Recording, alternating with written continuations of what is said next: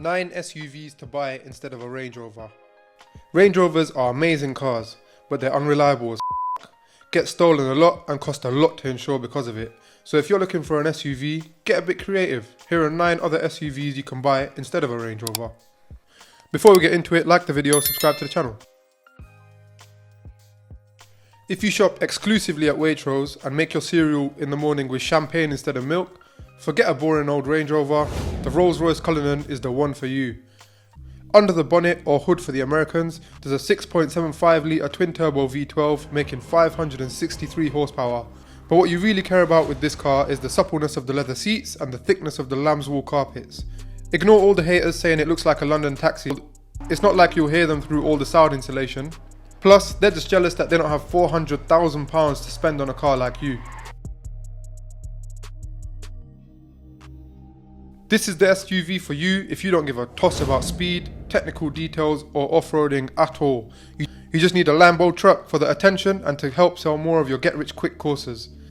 It needs to stand out, so it has to be a loud colour and has to have a private plate to match. It'll cost you double a new Range Rover, but the payoff will be worth it when all the 18 to 22 year olds see it on your TikTok and they rush to buy your course so they can be like you.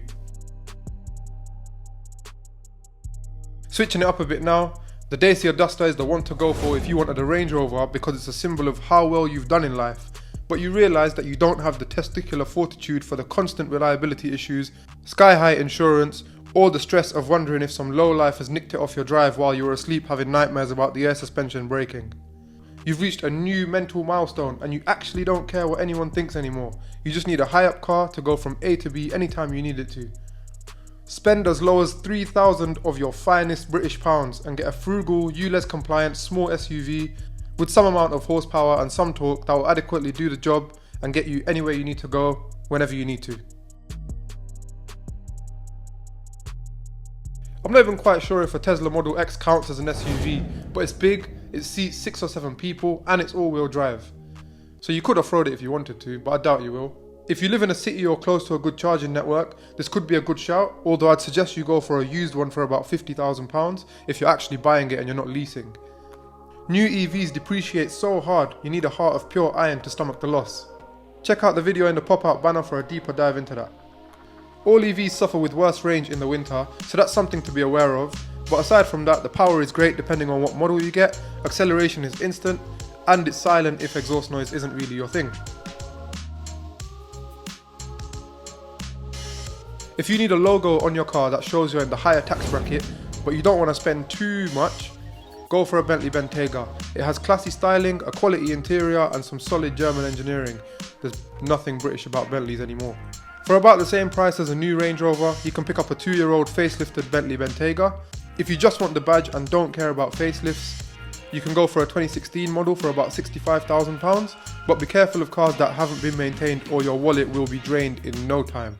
You'd have the choice of either a decent V8 engine or a creamy smooth W12. Now the W12 engine obviously has a fairly lower MPG figure than the V8, so if you plan to do a lot of miles and you don't like spending money on fuel, then the V8 would be the one to go for if you're going for the older, non-facelifted model.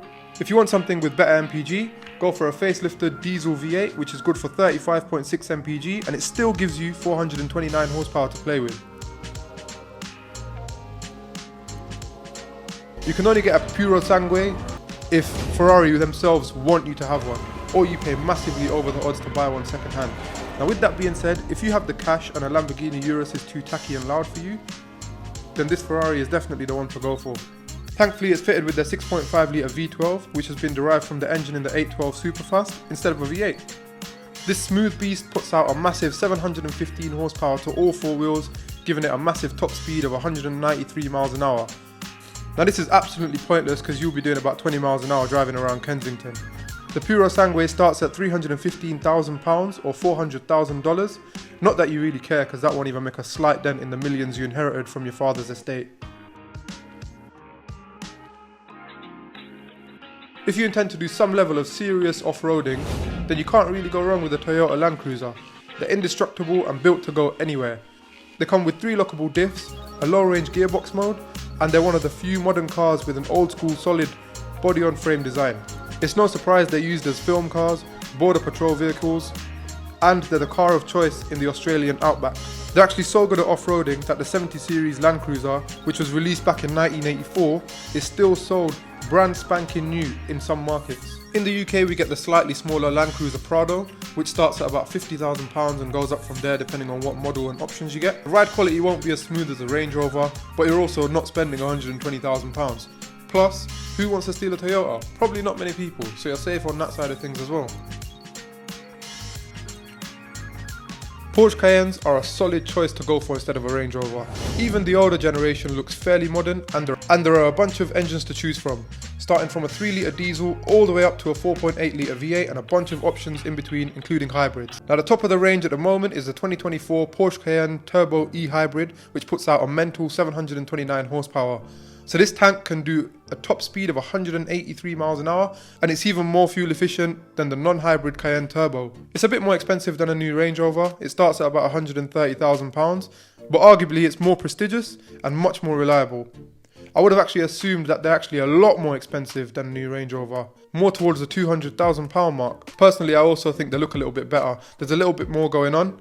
There's a light bar across the back, more colour options, and a somewhat sporty, driver-focused interior. It looks like Porsche's also put in a lot of work on the chassis of the new Cayenne, so it delivers better off-road and on-road performance. Overall, I think it's a solid choice, and in my opinion, the one to go for if you want a new SUV. If you don't know already, watch enough of my videos and you'll realise shitboxes hold a special place in my heart. Now with that being said, I had to sneak another one into this list. It's the BMW X5 E53 shape, which ran from 1999 all the way to 2006. Now it will leak oil because it's an old BMW, but it's solid and it came from what a lot of people think is the perfect era of BMWs.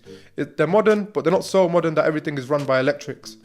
The X5 isn't great off-road, and it's not that great at being sporty either, but let's face it, if you're buying a Range Rover in this day and age, chances are you're not actually doing any off-roading anyway. Now with this X5 you have a few different engine options. They go from solid 3-litre straight 6s all the way up to a 4.8-litre V8. If you want to roll through the gears yourself, you can even find manual versions of the X5. So there's a little something for everyone. They're quite old now, so they vary in price from about £1,000 for utter basket cases that need to be scrapped or stripped and sold as parts, all the way to about £10,000 for low mileage, well maintained, rare combinations. If you spend somewhere in the middle at about £4,000 to £6,000 and you make sure you do your checks before buying to make sure that it's actually been maintained, you should be okay. Obviously you will need money left over to fix things that will break, but that's just a given. So there we go, that sums up the list. Personally I'd go for the Porsche Cayenne if I had the cash, but I don't. So if I find myself wanting an SUV anytime soon, I'll be on the lookout for a high mileage Dacia Duster. Which one would you go for? Let me know in the comments. Like the video, subscribe to the channel, catch you in the next one.